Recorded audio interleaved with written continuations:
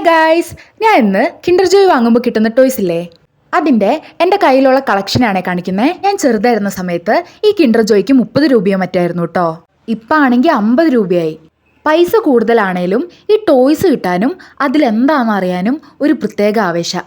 പക്ഷെ ചില സമയത്ത് കിട്ടുന്ന ടോയ്സ് ഉണ്ടല്ലോ, എന്തിനാ വാങ്ങിയെന്ന് തോന്നിപ്പോവും, അല്ലെങ്കിൽ എന്താണെന്ന് പോലും മനസ്സിലാവത്തില്ല.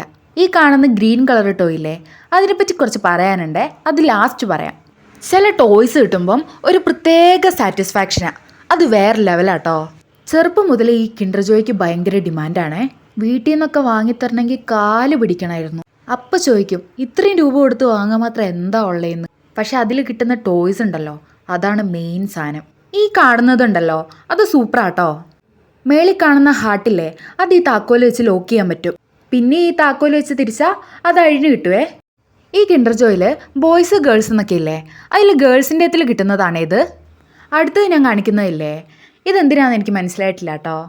ഇനിയാണ് കഥ മാറാൻ പോകുന്നത്. ഫസ്റ്റ് ഈ കാർ കിട്ടിയപ്പോൾ എനിക്ക് ഭയങ്കര സന്തോഷമായിരുന്നു കേട്ടോ. പിന്നെ അടുത്ത തവണയും കൂടി വാങ്ങിയപ്പോൾ ഇതേ കാർ തന്നെ എനിക്ക് കിട്ടി.